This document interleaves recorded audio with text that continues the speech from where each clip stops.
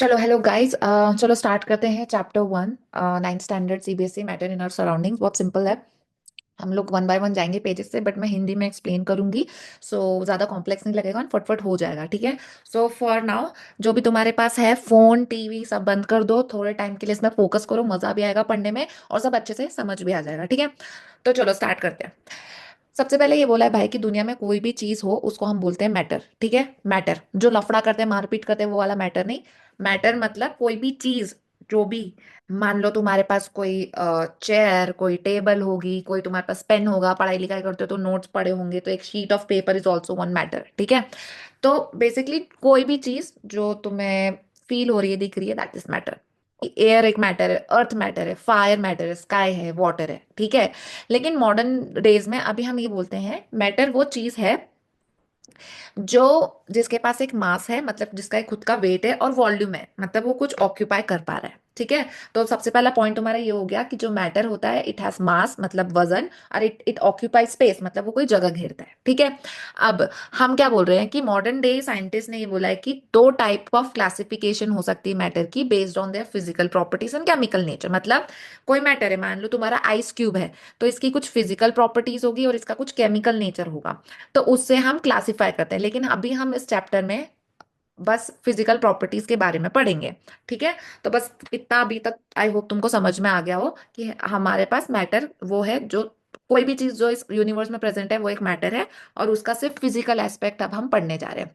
अब physical nature of matter में जब आएंगे तो ये बोलते हैं भाई जो मैटर होता है ना, वो it is made of of particles, ठीक है। मतलब कि जो तुम्हारी रेत होती है, वो टाइनी टाइनी पार्टिकल जो तुम्हें दिख रहे हैं, एक हाथ में रेत भर लेना, तो ये जो रेत है उसके छोटे छोटे छोटे छोटे पार्टिकल्स है, that is called matter is made up of particles, ठीक है।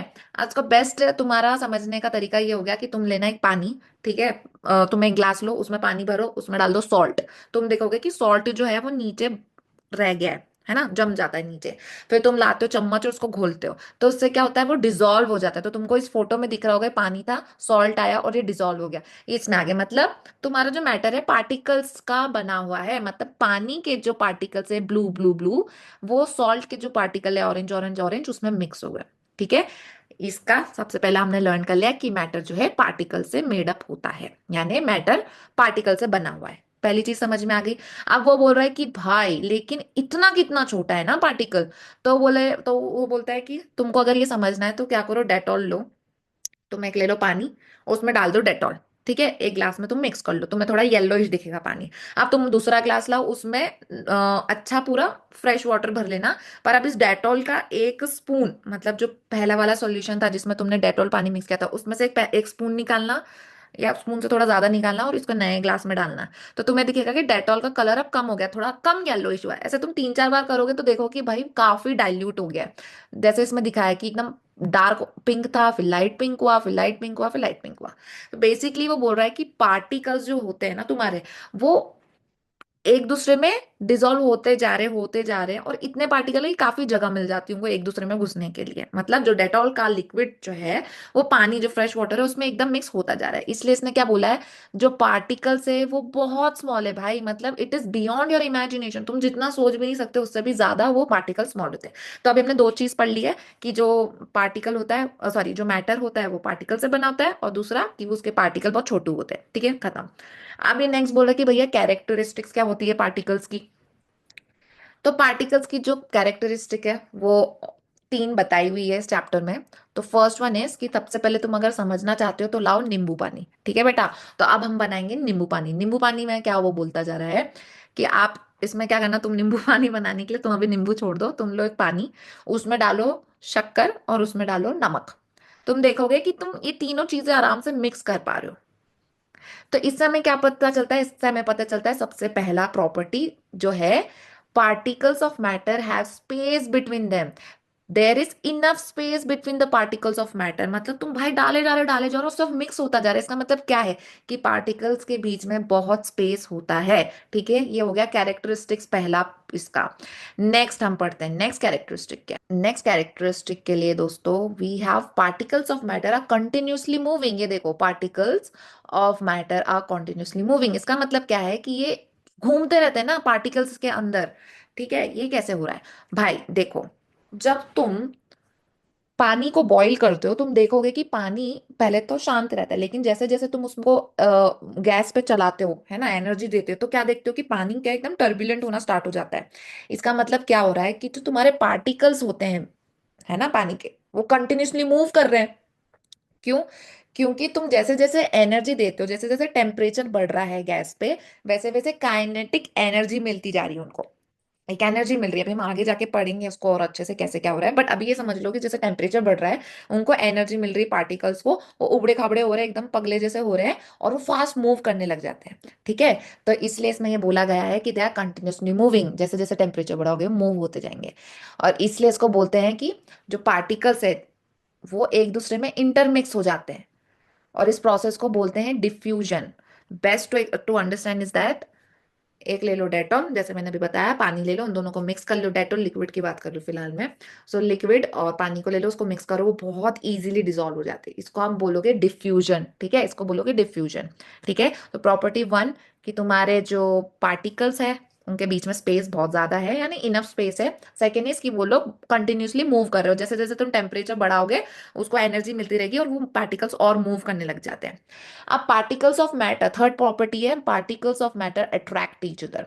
अब ये क्या है, एक तो फालतू सी इसमें एक्सरसाइज है, इसमें फ्रेंड्स एक दूसरे को ये हो रहे हैं, आई डोंट नो तुम्हारी टीचर ही पढ़ाएगी कि नहीं, आई मीन ये एक्टिविटी कराएगी कि नहीं, बट इसको बेस्ट समझने का एग्जाम्पल ये हो गया कि तुम ले लेना एक पीस ऑफ चौक। ठीक है, चौक पड़ी होगी घर में, चुराई होगी तुमने तो मतलब चोरी करना बुरी बात है, लेकिन अगर तुम्हारे पास पीस ऑफ चौक है तो वो लो, और एक रबर बैंड लो। अब पीस ऑफ चौक को तुम हथौड़े से तोड़ना, ठीक है, बहुत इजीली टूट जाएगी, और जो रबर बैंड है ना उसको तुम खींचो अच्छे से, तो वो एक लिमिट तक खिंचाएगा एंड देन एक बार टूट जाएगा, पर बहुत ही ज्यादा फोर्स लगोगे तो टूटेगा। इसका मतलब क्या है? इसका मतलब ये है कि एक फोर्स होता है, एक फोर्स होता है जो बांधे रखता है पार्टिकल्स को मैटर में। बेसिकली तो जो तुम्हारी जो चौक थी, ठीक है, उसमें जो पार्टिकल्स है एक दूसरे से एकदम जुड़े होते हैं, चिपक के थे वो, ठीक है, उसको बोलते हैं फोर्स ऑफ अट्रैक्शन, उनको बांधे रखने का। ठीक है, लॉ ऑफ अट्रैक्शन नहीं, फोर्स ऑफ अट्रैक्शन। ठीक है, अब दूसरा हो गया तुम्हारा दिस, जो तुमने स्ट्रेच किया था तुम्हारा रबर बैंड, ओके, तो उसमें भी फोर्स था अच्छा खासा। तो हमें ये पता चला कि पार्टिकल्स ऑफ मैटर है फोर्स एक्टिंग बिटवीन देम। ठीक है, और वो वेरी करता है मैटर टू मैटर, कैसा तुम्हारा मैटर है, कैसे तुम्हारी चौक है, कैसा तुम्हारा पेन है, कैसा तुम्हारा क्या है, उस पर डिपेंड करेगा कि उनके बीच में कैसा फोर्स होगा। तो ये तीन प्रॉपर्टीज अब हमने पढ़ ली है। चलो अब नेक्स्ट पे जाते हैं। अब ये क्या बोल रहा है भाई? ये बोल रहा है कि चलो स्टेट्स ऑफ मैटर की बात करते हैं। तो इसको अंडरस्टैंड करने के लिए बेस्ट एग्जांपल है हमारा, ये हो गया पानी, है ना, आइस, पानी और वेपर। तुम ले लेना एक आइस क्यूब, एक आइस क्यूब क्या हो गया, सॉलिड हो गया। तुम इसमें मस्त आग वाग लगा दो मतलब टेम्परेचर पे, हाई टेम्परेचर पे रख दो, तो वो बन जाता है लिक्विड, बराबर। अब इस लिक्विड को भी तुम बहुत सारे टेम्परेचर दे दोगे तो क्या हो जाता है, गैस। तो ये तीन स्टेट्स ऑफ मैटर है, solid, liquid, gas. I hope it helps you understand. चलो अब हम जाएंगे सॉलिड स्टेट पे। सॉलिड स्टेट तुमको समझ ही आ गई है, बट अगेन मैं वापस से समझा लेती हूँ। बेस्ट एग्जांपल ये ले लो भाई कि तुम ले लेना तुम्हारा स्पंज, ठीक है, रबर बैंड और शुगर सॉल्ट। रबर बैंड को तुम लोग खींचो एक पॉइंट पे, वो वापस, मतलब तुम खींचते हो छोड़ते हो तो वापस अपनी सेम पोजीशन पे आ जाता है। तुम्हारा शुगर और सॉल्ट होता है, जार में रख देना, दूसरे जार में रखना, तीसरे जार में रखना, जैसा जैसा जार है वैसे वैसे वो सेट हो जाता है। ठीक है, और तुम्हारा स्पंज ले लेना, उसको कंप्रेस करना। कंप्रेस करने का मतलब क्या होता है, किसी चीज पे फोर्स लगाना। ठीक है, लेकिन जैसे तुम स्पंज पे फोर्स लगाना छोड़ते हो वापस अपनी ओरिजिनल पोजीशन में आ जाता है। बेसिकली इन तीनों में क्या हो रहा है, इन तीनों में ये बताने की कोशिश कर रहे हैं कि तुम्हारा जो सॉलिड होता है, it has a tendency to maintain their shape when subjected to outside force. मतलब वो इतने अकड़ू होते हैं कि भाई हम अपना शेप वैसा का वैसे ही रखेंगे, तुम कितना भी फोर्स लगा लो। सॉलिड जो होते हैं वो ब्रेक तब होते हैं जब आप उस पर इतना प्रेशर लगा लो जितना वो झेल नहीं पाता है उस टाइम पे, अदरवाइज वो रिजिड होते हैं, मतलब अकड़, मतलब रिजिड मतलब अकड़ में रहना कि भाई नहीं हम तो चेंज नहीं हो रहे। ठीक है, जैसे तुम्हारे कुछ दोस्त होंगे जो चेंज ही नहीं होंगे, चाहे तुम उनका पीछा ले लो, पर अकड़ तो अकड़ है। ठीक है, तो ये रिजिड वाला नेचर आ गया तुम्हारे सॉलिड्स में। नाउ अब हम बात करेंगे किसकी, लिक्विड की। लिक्विड क्या बोल रहा है भैया कि हमारा कोई शेप वेप नहीं है, ठीक है, हमारा कोई शेप नहीं है, पर हमारी फिक्स्ड वॉल्यूम है। इसका मतलब क्या होगा कि 1 लीटर बॉटल तुमने ले ली, उसमें पानी इतना ही है। अब जब तक तुम पियोगे नहीं, पानी का वॉल्यूम वही रहेगा, वो 1 लीटर ही रहेगा। अब उसको तुम तपेले में डालो, ग्लास में डालो, कप में डालो, दुनिया भर के, उतना ही रहेगा। सो यहाँ हम बोल रहे हैं कि liquids flow and change shape, वो चेंज शेप कर लेता है पानी, लेकिन वो रिजिड नहीं होता, मतलब वो फ्लूइड होता है, वो आप फैला जाएगा इधर से उधर रायते जैसा, बट वो रिजिड नहीं रहेगा। तो अब नेक्स्ट चीज ये क्या बोल रहा है, solid and liquid can diffuse into liquids. वो ये कह रहा है सॉलिड मतलब तुम्हारा जो नमक है वो पानी में डालोगे तो एक पॉइंट के बाद इंटरमिक्स हो जाता है, डिफ्यूज हो जाता है। सिमिलरली वो बोलता है कि जो लिक्विड है, मतलब मेरा डेटॉल लिक्विड है, अगर उसमें को पानी में डालूंगी तो वो भी मिक्स हो जाएगा। In fact the gases from the atmosphere diffuse and dissolve in water. ये बोल रहा है कि भाई जो तुम्हारी गैस होती है ना एटमॉस्फेयर में, ऑक्सीजन, वो तक पानी में डिजॉल्व हो जाती है। और जब वो पानी में डिजॉल्व हो जाती है तो वो ऑक्सीजन पानी में, तुम्हारी जो मच्छी होते हैं, टोटोइस टोटोइस जो भी होते हैं ना, वो अच्छे से वो उसको ऑक्सीजन को लेके ब्रीथ कर पाते हैं इनसाइड योर एक्वाटिक इन्वायरमेंट। ठीक है, तो ये इस बारे में इन लोगों ने बताया है। अब वन मोर थिंग, अब ये बात कर रहे हैं रेट ऑफ डिफ्यूजन। तो ये ना बड़ी बड़ी टर्म्स इन लोगों ने लिख दी है, पर रेट ऑफ डिफ्यूजन कुछ नहीं होता है। रेट ऑफ डिफ्यूजन मतलब कितना कोई दो चीज एक दूसरे में इंटरमिक्स हो रही, एकदम घुस जा रही है एक दूसरे में, वो होता है रेट ऑफ डिफ्यूजन। ठीक है, तो ऑब्वियसली लिक्विड में लिक्विड जल्दी इजीली इंटरमिक्स हो जाता है, और सॉलिड में थोड़ा टाइम लगता है, क्योंकि आप ऑब्वियसली जब तक घोलोगे तो नहीं होगा। ओके, तो हम यहाँ पे बोल रहे हैं कि particles move freely and have greater space between each other in liquid state. तुमने देखा ही होगा। ठीक है, तो वो अभी फोटो अभी मैं तुम्हें दिखा देती हूँ, चलो। ओके, तो यहाँ पे ये फोटो है, यहाँ पे देखोगे सॉलिड में तुम कि कैसे पार्टिकल्स एक दूसरे के साथ चिपके हुए हैं, राइट। ये सब चिपके हुए हैं, ज्यादा स्पेस है नहीं है। लेकिन तुम लिक्विड में देखोगे कि पार्टिकल्स तो है लेकिन काफी स्पेस है इनके बीच में, राइट। और गैस में तो अलग ही लेवल चल रहा है, मतलब काफी ही दुनिया भर का स्पेस है इनके पास। तो इसलिए इन लोगों ने यहाँ पे लिखा है कि पार्टिकल्स जो होते हैं ना वो बहुत फ्रीली, उनके पास ज्यादा स्पेस होता है लिक्विड में, इसलिए एक दूसरे में ज्यादा जल्दी घुल मिल पाते हैं। क्योंकि स्पेस देखो ना तुम, लाल लाल जहाँ पे है वहां पे दूसरा लिक्विड आराम से घुस जाता है। ठीक है, अब हम बात करते हैं गैसेस स्टेट की। गैस में बेस्ट एग्जांपल तुम्हारा ये हो गया कि तुम जब दुकान पे जाते हो मेले में तो तुम बलून खरीदते हो। भाई अब बलून, तुम बलून वाला क्या करता है, एक सिलेंडर होता है उसके पास, उससे वो हवा भरता है तुम्हारे बैलून में। ओके, तो ये सिलेंडर ऑफ गैस है। ये बताना चाह रहे हैं कि भाई इतने ज्यादा स्पेस होता है तुम्हारे गैस में कि उसको इजीली, ये जो तुमको दिख रहा है सीप में, इतना ज्यादा स्पेस होता है कि तुम इजीली उसको कंप्रेस कर सकते हो। कंप्रेस जैसे मैंने पहले बताया कि किसी चीज पे दबाव डालना, तो यहाँ पे ये गैस को इतना दबा देते हैं कि वो एक सिलेंडर में आ जाता है। इसका बेस्ट एग्जांपल होता है एलपीजी। ठीक है, जहाँ पे घर में कुकिंग होती है, कभी किचन में गए हो तो तुमने देखा होगा एलपीजी रहती है, भाई सिलेंडर होता है। ठीक है, उसमें क्या है, उसमें गैस ही जिसमें खाना बन रहा है। नेक्स्ट होगा हॉस्पिटल में, तुमने देखा होगा कि डॉक्टर जो पेशेंट्स होते हैं उनको ऑक्सीजन मिलता है, तो वो कैसा, डॉक्टर कोई हवा से खींच के धीरे धीरे नहीं दे रहा ऑक्सीजन, वहां पे एक सिलेंडर होता है, और वहां से वो सिलेंडर, ऑक्सीजन सिलेंडर से तुमको पेशेंट को गैस मिलती है। और एक तो तुम्हारा सीएनजी होता है, व्हीकल्स में लगा होता है। तो क्या हो रहा है, due to its high compressibility, मतलब क्योंकि उसकी एबिलिटी ऐसी है गैस की कि तुम उसको कितना भी दबा सकते हो, बड़ी सी बड़ी लार्ज अमाउंट ऑफ गैस को ये लोग छोटे छोटे सिलेंडर में डाल देते हैं और उसको ट्रांसपोर्ट कर पाते हैं। अब एक बात होता है, जब तुम्हारी मम्मी खाना बनाती है तो मैगी बन रही है चिकन बन रहा है, इसकी स्मेल तुमको टीवी देखते देखते हॉल में आ ही जाती है। ये कैसे हो रहा है भाई, ये इसलिए हो रहा है क्योंकि जो हाई स्पीड होती है ना पार्टिकल्स की, और जो लार्ज स्पेस होता है उनके बीच में, ये गैस के देखो, एक तो स्पीड भी बहुत तेज है ना, इधर उधर भाग रही है, ऊपर से इनके देखो बीच में कितना स्पेस है। क्योंकि इतना स्पेस होता है, जो अरोमा होता है तुम्हारे खाने का वो उसमें मिक्स हो जाता है और हवा के साथ तुम्हारे हॉल में पहुंच जाता है, जहां पे तुम टीवी देखते हो सोफा बेड पे। ठीक है, तो this is how it works. Now one more thing which is very important here is that तुम्हारे गैस में, जो गैसीय स्टेट में रैंडमली हाई स्पीड में घूम रहे, मतलब अलते वलते घूमते जा रहे तुम्हारे पार्टिकल्स, है ना, ये काले काले। ठीक है, तो ये क्या करते हैं ना, ये हिट करते हैं एक दूसरे को, तो हिट कर ही रहे, ये तुम्हारे वॉल्स को भी हिट करते हैं। मतलब अगर कोई बलून है तो बलून की जो लेयर होती है अंदर की, उसको भी ये हिट कर रहे हैं। ठीक है, तो इसको हम क्या बोलते हैं, pressure exerted by the gas. ठीक है, वो प्रेशर एक्सर्ट कर रहे हैं, और दैट इज बेसिकली जो तुम्हारे पार्टिकल्स है वो पर यूनिट एरिया पे जो अपना फोर्स आके धक्का दे रहे हैं ना, फोर्स एक्सर्ट करते हैं, उसको हम बोलते हैं pressure exerted by the gas. ठीक है, सो ऐसा है। चलो अभी ये हो गया, हमने तीनों स्टेट्स को पढ़ लिया है, काफी सिमिलर, काफी इजीली मैंने समझा दिया है, होप तुमको समझ में आ गया हो। Okay, so next is can matter change it state. भाई अब हमको ये पता है कि वाटर जो होता है इट एग्जिस्ट इन तीन स्टेट। अभी हमने पढ़ लिया कि भाई वो या तो आइस हो सकता है, या तो वाटर हो सकता है, या तो वाटर वेपर हो सकता है, करेक्ट। तो अब आप क्या करोगे, हम एक एक्सपेरिमेंट करेंगे जिसमें हम टेम्परेचर ही बदल रहे हैं। तो अभी तुम ऐसे सोच सकते हो कि एक प्लेट ले लो, उसमें तुम ले लो तुम्हारी आइस, एक आइस क्यूब रख देना, और ऑब्वियसली केयरफुली करना है ये, उसमें आइस क्यूब डाल दो, एंड फिर जैसे जैसे तुम टेम्परेचर दोगे तुम्हें थोड़े चेंजेस दिखाई देंगे। तो वो क्या चेंजेस देंगे दिखाई देंगे। अब ये बहुत इंपॉर्टेंट है गाइस, इस पे ज्यादा फोकस करना है। इट्स वेरी इजी, समझ में आ गया तो बहुत मस्त है। और subject I mean the chapter is also very nice, तो एक बार तुमको समझ में आ जाएगा तुमको मजा आएगा। तो अभी चुपचाप सुनो, ठीक है। देखो, on increasing the temperature sodic energy, अब मैं हमने ये पढ़ लिया कि जैसे जैसे मैंने एक प्लेट में आइस क्यूब को रखा है, और मैंने स्टार्ट कर दिया गैस, है ना, अच्छी खासी आग लगा दी मैंने उस पे, गैस पे, और वो तुम्हारा जो आइस है वो पिघल रहा है, ठीक है।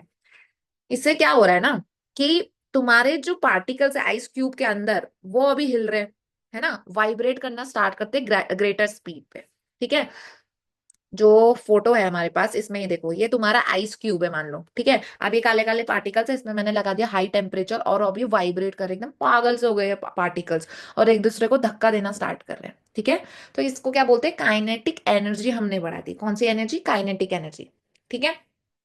तो होता ये है कि जब मैंने इसको बढ़ा दिया है तो एक पॉइंट आता है जब तुम्हारी आधी आइस पिघली हुई है ना, आधी आधी आइस पिघली हुई दिखेगी तुमको, और आधी आइस का पानी बन चुका होगा, ठीक है। तो हम, ठीक है, तो इसमें थिंग इज कि टेम्परेचर बढ़ानी होगा। तुम देखना कि जो आइस है उसका टेम्परेचर और जो पानी बन चुका है उसका टेम्परेचर सेम है। तो जब तुम इतनी हीट दे रहे हो भाई, टेम्परेचर बढ़ क्यों दे रहा है, वो पानी जो पिघल गया था वो भी गर्म नहीं हुआ, ऐसे कैसे हो सकता है। वो इसलिए होता है क्योंकि वो जो हीट तुम दे रहे हो वो एनर्जी यूज हो रही है, कहाँ यूज हो रही है, ये काइनेटिक एनर्जी बन के यूज हो रही है यहाँ पे। ये बॉन्ड तोड़ रही है, एक दूसरे को धक्का मार रहे हैं, समझ रहे हो। इसलिए तुम्हारा पानी अभी भी उतना ही ठंडा है जितना आइस ठंडा है उस प्लेट के अंदर, क्योंकि भैया अभी पूरी एनर्जी इसको तोड़ने में यूज हो रही है, और धीरे धीरे तोड़ तोड़ के ये ऐसे धक्का मारेंगे एक दूसरे को, समझ रहे हो। तो इसको हम क्या बोलते हैं, इसको हम बोलते हैं लेटेंट हीट। ओके, बेसिकली वो एनर्जी जो हीट थी वो हिडन, हिडन मतलब लेटेंट का मीनिंग होता है हिडन, ठीक है। Latent got, India's got latent वाला, वो लेटेंट नहीं, बेसिकली लेटेंट मीन्स हिडन, मतलब भाई वो सारी एनर्जी पार्टिकल्स ने यूज कर ली अपनी बॉन्ड्स तोड़ने के लिए। ओके, तो that is called latent heat. Okay, तो अभी let's get back to this part. ये क्या हो रहा है कि due to increase in kinetic energy particle start vibrating with greater speed, हमने अभी पढ़ लिया काइनेटिक एनर्जी, तुमने आग दे दी, काइनेटिक एनर्जी बढ़ती, पार्टिकल एकदम पगले हो गए, वाइब्रेट कर रहे हैं, ठीक है। तो energy supplied by heat overcomes the particle, इतना उसने हीट दे दी कि अभी फोर्स ऑफ अट्रैक्शन जो था चिपकने का वो खत्म हो चुका है। पार्टिकल्स ने अपनी फिक्स्ड पोजीशन छोड़ दी है और अब मूव कर रहे फ्रीली, और हमने पढ़ा जब मूव कर रहे फ्रीली इसका मतलब क्या हो रहा है, अभी पानी की स्टेज में आ गए, पानी बन गया है। तो वो स्टेज जहाँ पे एक सॉलिड पानी में कन्वर्ट हो जाता है उसको हम बोलते हैं मेल्टिंग पॉइंट। क्या बोलते हैं, मेल्टिंग पॉइंट। मिनिमम टेम्परेचर जहां पे एक सॉलिड लिक्विड बन जाता है ना, उसको हम बोलते हैं मेल्टिंग पॉइंट। और इसमें हमेशा याद रखना, ये लोग लिखते हैं एट एटमॉस्फेरिक प्रेशर, क्यों लिखते हैं बार बार, क्योंकि देखो टेम्परेचर के साथ साथ प्रेशर भी चेंज करोगे ना तो बहुत चीजें चेंज हो जाती है। पर फिलहाल इस चैप्टर में अभी हम लोग मेल्टिंग पॉइंट, बॉइलिंग पॉइंट जब भी बोलेंगे हम एटमॉस्फेरिक प्रेशर पे ही बात करेंगे, क्योंकि अलग से कोई प्रेशर नहीं लगा रहे, ठीक है। चलो, अब सेम चीज को इसने दूसरे डेफिनेशन में बोल दिया, क्या बोल दिया कि melting point of a solid is an indication of strength. हमने बोला कि भाई फोर्स ऑफ अट्रैक्शन जो था पार्टिकल में वो बहुत स्ट्रांग था, तो मेल्टिंग पॉइंट वो पॉइंट आ जाता है जहां पे ये स्ट्रेंथ दिखाता है फोर्स ऑफ अट्रैक्शन की। तो बेसिकली सेम चीज है, उन लोगों ने अलग डेफिनेशन भी दिखा दिया। ऑल्सो ये जो प्रोसेस होती है ना मेल्टिंग की, मतलब सॉलिड से लिक्विड स्टेट में कन्वर्ट होने की, इसको हम फ्यूजन भी बोलते हैं। क्या बोलते हैं, फ्यूजन, ठीक है। तो या तो मेल्टिंग भी बोल सकते हो या फ्यूजन भी बोल सकते हो, तुम पे। तो अभी सेम क्वेश्चन उसने वही पूछा जो मैं ऑलरेडी एक्सप्लेन कर चुकी हूँ कि इतना हीट देने के बाद भी वो टेम्परेचर क्यों नहीं बदला। तो वो वही कह रहा है कि जब तक तुम्हारी till all the ice melts, इसलिए मैंने हाईलाइट किया ऑल पे, जब तक तुम्हारा पूरा आइस पिघल नहीं जाता टेम्परेचर नहीं चेंज होगा। क्यों, क्योंकि पूरी एनर्जी वो पार्टिकल्स को तोड़ने में, अट्रैक्शन को, फोर्स ऑफ अट्रैक्शन को तोड़ने में लग रही थी। जैसे ही तुम्हारी आइस पिघल गई ना, जैसे ही वो आधी आइस आइस भी तुम्हारी पूरी पानी में कन्वर्ट हो गई, तब तुम लगाते रहो हीट, तब वो पानी, वो जो पानी है वो टेम्परेचर उसका चेंज होना स्टार्ट हो जाएगा, ठीक है। तो इस प्रोसेस में यही चीज थी, वो मैंने एक्सप्लेन कर दी है कि ठीक है। और इस चीज को वापस से मैं डेफिनेशन तुमको एक बार बोल देती हूँ। The amount of heat energy, जितना भी हीट एनर्जी लगता है 1 किलोग्राम ऑफ सॉलिड को, या मान लो 1 किलोग्राम की तुम्हारी एक आइस क्यूब है, उसको अगर तुम लिक्विड में चेंज कर रहे हो तो जितना एनर्जी तुमको लग रहा है ना, उसको हम बोलते हैं latent heat of fusion. Basically अगर क्वेश्चन तुमको पूछा जाएगा तो ये नहीं बोला जाएगा कि मेल्टिंग का बताओ ये वो क्वेश्चन पूछेंगे what is latent heat of fusion. तो तुम्हें पता होना चाहिए कि बस वो हिडन हीट की बात कर रहे हैं कि हीट जा रही थी पर वो actually force of attraction between particles तोड़ने में यूज हो रही थी। ठीक है। इसमें एक और चीज है समझने की, वो ये है कि भाई ये बोल रहे हैं कि जब तुम्हारी आधी आइस पिघली हुई थी वो प्लेट में और जो पानी पड़ा हुआ था प्लेट में, उन दोनों का टेम्परेचर तो सेम ही है, बराबर। लेकिन मैंने बताया वो टेम्परेचर सेम ही रहेगा, बदलेगा तब तक नहीं जब तक तुम्हारी पूरी आइस पिघल नहीं जाती, क्योंकि टेम्परेचर यूज हो रहा है ये ऑरेंज चीज जो है फोर्स ऑफ अट्रैक्शन, इसको तोड़ने में। ठीक है, अभी बस ये टूट ही रहा है इसलिए टेम्परेचर चेंज नहीं होगा। मान लो प्लेट में आधी आइस पिघली हुई है और आधी पानी बन गई, तो दोनों का टेम्परेचर सेम है। ठीक है, लेकिन जो पार्टिकल्स वो पिघले हुए पानी में होंगे उसमें ज्यादा एनर्जी होगी। ये क्वेश्चन हाईली पॉसिबल आ सकता है, तुम्हें पता होना चाहिए क्यों।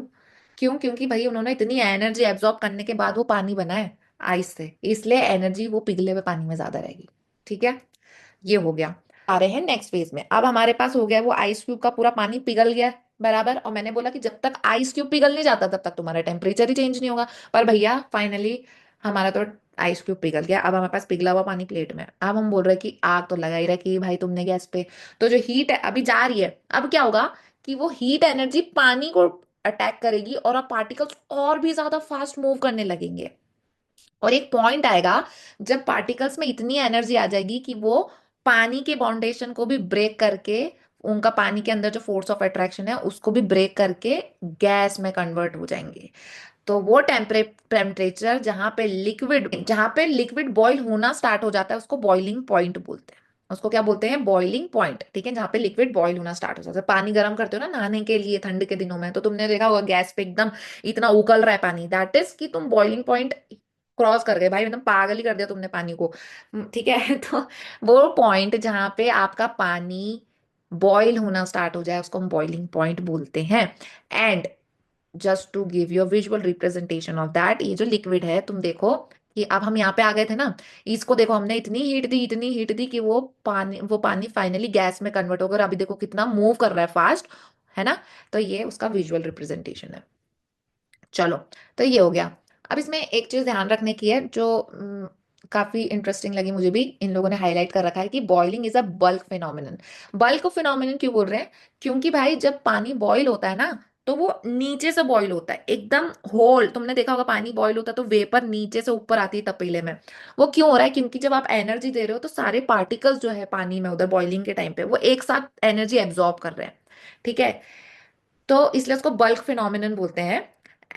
और इसको क्यों अलग से ही बता रहे हैं क्योंकि तुमने कभी देखा होगा कि कभी कभी ऐसा होता है कि पानी एक तपीले में ऐसे रखा हुआ है पर उसकी ऊपर की लेयर जो होती है वो इवेपोरेट होती है ना, पानी भाप में कन्वर्ट हो जाता है, बस वो ऊपर की लेयर होती है।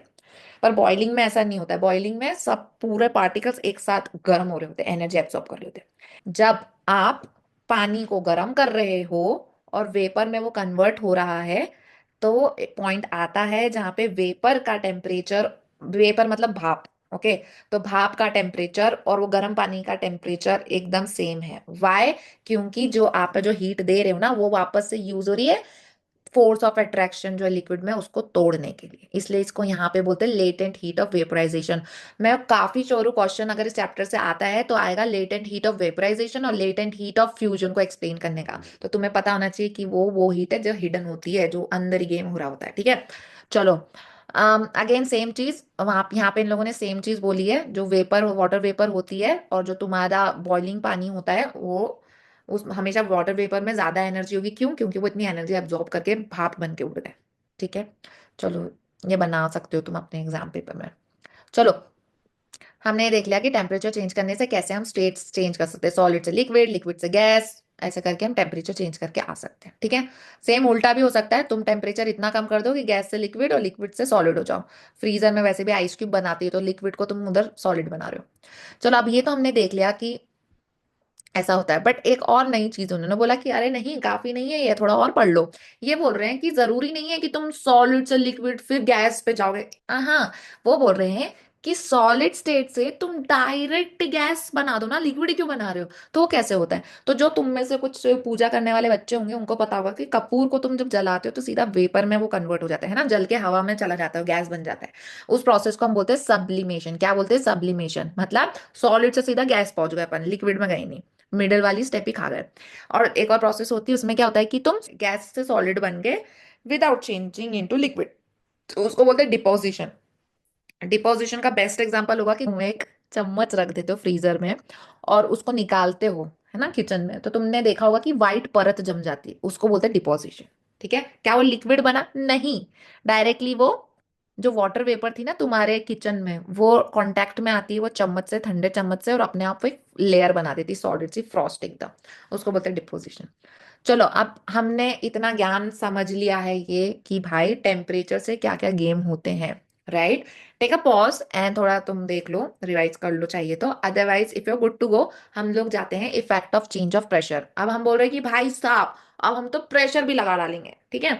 हाउएवर प्रेशर का बहुत छोटा सा पार्ट दिया, आई थिंक इतना ही पार्ट दिया उन्होंने, तो मैं सिंपल से तुमको समझाती हूँ कि मान लो एक सिलेंडर है, उसमें गैस है। अब ये गैस है जो तुमको दिख रहा है ना, मैं जिस पे दिखा रही हूँ, तुम कह रहे हो सिलेंडर है, और ये तुम्हारी गैस है अंदर जो तुमको दिख रही है, और ये पिस्टन है। पिस्टन मतलब आई होप सबको पता होगा, इफ नॉट तुमने वो, पिस्टन इज समथिंग जिससे आप दबाते हो कोई चीज को, ठीक है? तुमने देखा होगा कि पानी जब फंस जाता है तुम्हारे बेसिन में, तो हमारे पास वो पंप जैसा नहीं होता जिससे हम लोग प्रेशर लगाते हैं, तो वैसे ही कुछ रहता है पिस्टन, जिससे क्या होता है, प्रेशर लगा रहे हो और ये देखो गैस को आप दबा रहे हो, ठीक है? सेकंड में देखो कि पार्टिकल्स पास हो गए, और थर्ड में तो एकदम ही पास हो गए।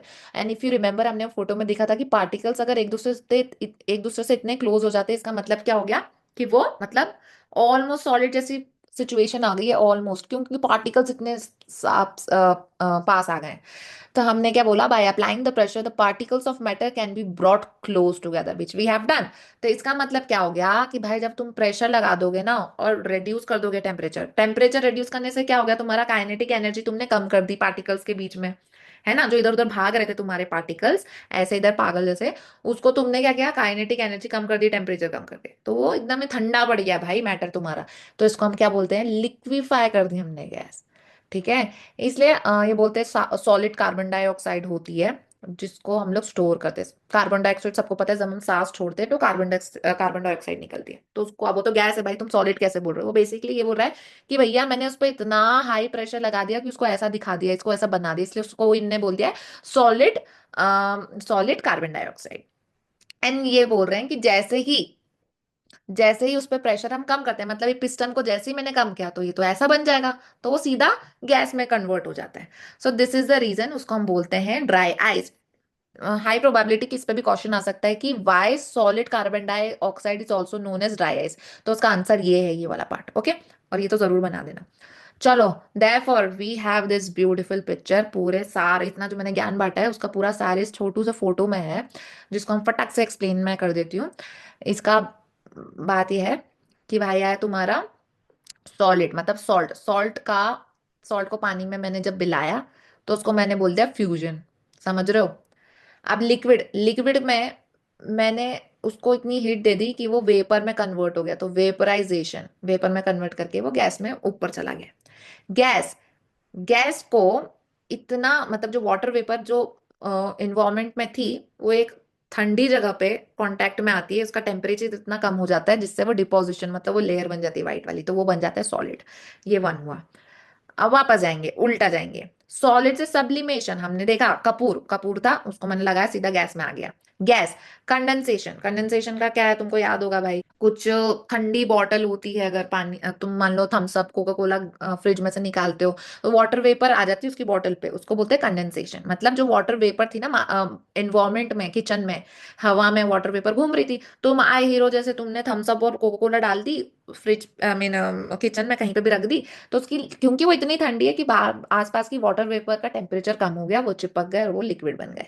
And then comes your solidification, that is liquid to solid, तो वो तो है ही, तुम्हारा जो पानी होता है उसको तुम आइस क्यूब बना देते हो। चलो, ये हो गया। नेक्स्ट पे आ जाओ दोस्तों। नेक्स्ट, ऑलमोस्ट तुम्हारा चैप्टर ये लास्ट है जितना मुझे पता है, हाँ काफी खत्म हो गया तुम्हारा सब चैप्टर। अब आते हैं इवेपोरेशन। अब ये इवेपोरेशन का क्या सीन है? कुछ भी नहीं है भाई। क्या होता है ना, तुम मेरे को दो चीज का सवाल दे दो। तुमने देखा होगा कि बहुत बार एक तपीले में पानी है ना। उसको काफी टाइम तक छोड़ दो या किसी बकेट में पानी को छोड़ दो, तुम देखोगे कि पानी की मात्रा थोड़ी कम हो जाती है। ठीक है। तो वो क्या होता है कि पानी जो है वो वेपर में कन्वर्ट हो जाता है। अगेन मैं जब पानी बोलती हूँ तो मैं बोल रही हूँ भाप में कन्वर्ट हो गया। ठीक है। और तुमने देखा होगा कि जो गीले कपड़े हम सुखाते हैं वो भी सूख जाते हैं एक पॉइंट पे। तो ये क्यों हो रहा है? ये इसलिए हो रहा है दोस्तों, क्योंकि जो पार्टिकल्स होते हैं ना मैटर के, वो हमेशा मूव कर रहे होते हैं, कभी शांति से नहीं बैठते। वो हमने वो फोटो में देखा ना, सॉलिड लिक्विड गैस कैसे पार्टिकल्स है, वो सॉलिड में भी वो एक दूसरे से चिपके हुए हैं, लेकिन भाई वो मूव करना चाहते हैं ना, शांति थोड़ी है। ये देखो कहाँ है वो फोटो, ये यहाँ पे तुम देखो जो ऑरेंज लाइन इन्होंने बनाई है ना, वैसी नहीं बनाई है। वो बता रहे हैं कि ये वाइब्रेट कर रहे हैं, पगला रहे हैं, रेस्ट में नहीं है, they want to move. Solid में बस जगह नहीं है, अदरवाइज लिक्विड और गैस में थोड़ी जगह उनको मिल गई है। ठीक है। तो पार्टिकल्स हमेशा मूव करना चाहते हैं, वो रेस्ट पे नहीं होते। तो कभी भी कोई भी टेम्परेचर पे गैस, लिक्विड, सॉलिड के पास थोड़ी काइनेटिक एनर्जी होती है, हमेशा काइनेटिक एनर्जी हमेशा उनके पास होती है। ठीक है। और हमें तो पता ही है कि ऑब्वियसली पार्टिकल सरफेस पे तो होंगे ही ना एक मैटर में। तो जब मान लो तुम कपड़े सुखाते हो, जब तुम कपड़े सुखाते हो तो तुमने देखा होगा कि उसको फैला के सुखाते हो। हम ऐसा क्यों करते हैं? क्योंकि जितना ज्यादा कपड़े का एरिया मिलेगा उसको, उतना जल्दी वाटर वेपर्स बन पाएंगे, मतलब पानी सन की हीट लेके बहुत जल्दी फिर इवेपोरेट हो पाएगा। तो इसको इवेपोरेशन बोलते हैं basically. Below the boiling point जब कोई लिक्विड वेपर में कन्वर्ट हो जाता है उसको हम इवेपोरेशन बोलते हैं। अब यहाँ पे सबसे इंपॉर्टेंट लिखना है बॉइलिंग पॉइंट। क्यों? क्योंकि हमने देखा था कि जब हम पानी को उकाल रहे थे तो वहां पे भी तो स्टीम बन रही थी, वहां पे भी तो भाप बन रही थी, है ना। लेकिन इवेपोरेशन तब होता है जब आप उकाल नहीं रहे हो भाई, आप बॉइलिंग पॉइंट पे पहुंचे नहीं हो, बस ऊपर की लेयर अपने आप इवेपोरेट हो रही है।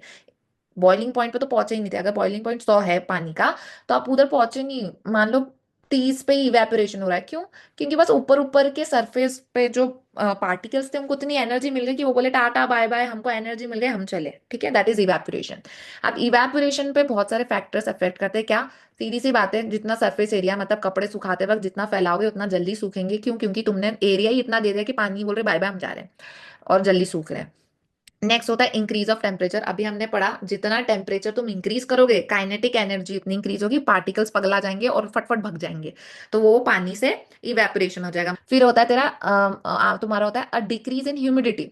भाई ह्यूमिडिटी क्या होती है? नमी। पानी में जो तुम्हारी हवा है उसमें वाटर वेपर होती है। ठीक है। एट सम टाइम हमेशा रहती ही है। बहुत ही एकदम डेजर्ट में ड्राई जगह चले गए हो तो वो बात अलग है, लेकिन यूजुअली ऐसे मुंबई जैसे एरियाज में, है ना, पानी वाटर वेपर्स तो होते हैं हवा में। उसको ह्यूमिडिटी बोलते हैं, नमी होना पानी में, सॉरी नमी होना हवा में। तो अभी मान लो तुम नहाने गए, अब तुम्हारे बाथरूम में लिमिटेड अमाउंट ऑफ एयर है, तुम नहा लिए, स्टीम वीम ले लिए, तो वाटर ड्रॉपलेट्स और वाटर वेपर उतनी हो गई है हवा में। अब कितना होल्ड कर पाएगी? एक लिमिट तक ही होल्ड कर पाएगी ना एयर तुम्हारी, इतनी वाटर वेपर। तो जब ऑलरेडी इतनी वाटर वेपर है एयर में, तो कहाँ से इवेपोरेशन होगा यार? इसलिए इन्होंने बोला डिक्रीज इन ह्यूमिडिटी, मतलब जितनी सूखी तुम्हारी हवा होगी उतना इजी हो जाएगा तुम्हारा हवा के लिए कि हाँ और भाई वाटर वेपर भेजते रहो, इसलिए डिक्रीज इन ह्यूमिडिटी लिखा है। ठीक है। अब आता है increase in wind speed. Obviously तुमने सबने ही देखा होगा कि जितना ज्यादा हवा तेज चलती है उतना इजीली तुम्हारे कपड़े सूखते हैं। क्यों? हवा इतनी तेज है, वाटर वेपर जो होती है ना उसको आराम से वो लेके चली जाती है। इससे क्या होता है, जो वाटर वेपर होती है हवा में वो कम होती जाती है, होती जाती है, नई हवा आती है, नए वाटर वेपर लेके जाती है, और ये चलता रहता है। अब ये आएगा क्वेश्चन पक्का, how does evaporation cause cooling. भाई तुम्हारा इवेपोरेशन हो रहा है और तुम्हारा चैप्टर देख लो खत्म भी हो गया, तो ये भी पढ़ लो। तुम्हारा इवेपोरेशन हो रहा है, तुमको ठंडा क्यों लग रहा है? इसका बेस्ट एग्जांपल मैं तुमको देती हूँ फॉर गर्ल्स। ये देखो कि जब तुम नेल पॉलिश रिमूवर लगा रही होती हो, बहुत बार हुआ होगा कि वो गलती से एसीटोन या नेल पॉलिश रिमूवर तुम्हारे हाथ पे गिर गया होगा, और एकदम से तुम्हें ठंडा ठंडा फील होता है, बराबर। एंड बॉयज या और भी गर्ल्स, ऑब्वियसली सबके लिए एक और जेनेरिक एग्जांपल मैं तुमको दे सकती हूँ कि एकदम गर्मी के दिनों में आप लोग क्या करते हो कि जब जो छत होती है उसमें हम पानी डाल देते हैं कि भाई छत ठंडी हो जाएगी। ऐसा हम क्यों करते हैं? तो पहले एसीटोन का सुन लो। उसमें ये होता है कि भाई तुमने एसीटोन जैसे गिर गया, अब वो तो लिक्विड के फॉर्म में गिरा है ना, अब उसको वाटर वेपर में बनना है, तो वो क्या करता है? एनर्जी एब्जॉर्ब करता है। भाई वो लिक्विड को जब तक एनर्जी नहीं मिलेगी तो वो टाटा बाय बाय बोल पाएगा क्या लिक्विड स्टेट को? नहीं, उसको तो अपना फोर्स ऑफ अट्रैक्शन जो है पार्टिकल्स है उससे छोड़ के जाना है ना। तो वो क्या होता है, एनर्जी जब तक नहीं मिलती। अब तक के एग्जाम्पल में हम लोग हमेशा से हीट दे रहे थे, तो वो एनर्जी यूज हो रहा था, लेटेंट हीट। लेकिन अभी जो नेचुरल फिनोमेना हम लोग डिस्कस कर रहे हैं उसमें क्या हो रहा है कि भैया नेल पॉलिश गिरी तो उसने क्या किया, तुम्हारे जो हीट होता है ना तुम्हारी हथेली की, उसकी एनर्जी यूज करके वो उड़ जाता है एसीटोन, इसलिए तुम्हें ठंडा लगता है हाथ।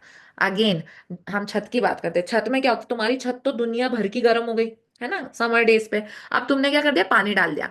तो अब पानी क्या बोलता है, ओके मेरे को जाना है, टाटा बाय बाय होना है, मतलब मेरे को वेटर वाटर वेपर बनना है, तो वो कैसे बनूंगा मैं, एनर्जी यूज करके। अब एनर्जी लाऊं कहाँ से, तो वो क्या कहता है, छत की एनर्जी जो गर्माहट होता है उसको यूज करता है, हीट को, और अपनी फोर्स ऑफ अट्रैक्शन जो होता है ना पार्टिकल्स में, उसको तोड़ के बोलता है ओके बाय मैं जा रहा हूँ, एंड इसलिए छत ठंडी हो जाती है।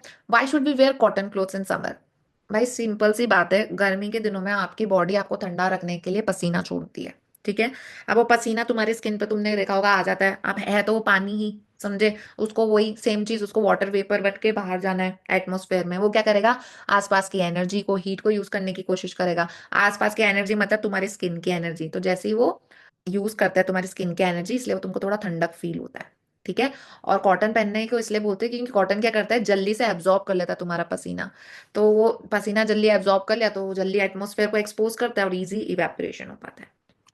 Okay, same way why does we see water droplets, okay same question अभी हमने शायद डिस्कस भी किया कि आइस कोल्ड वाटर, मतलब अभी लस्सी समझ लो, रूह अफ़ज़ा समझ लो, जो बहुत ठंडा है उसको तुम जब बाहर रख देते हो तो उसमें एकदम से वाटर ड्रॉपलेट्स क्यों आ जाती है।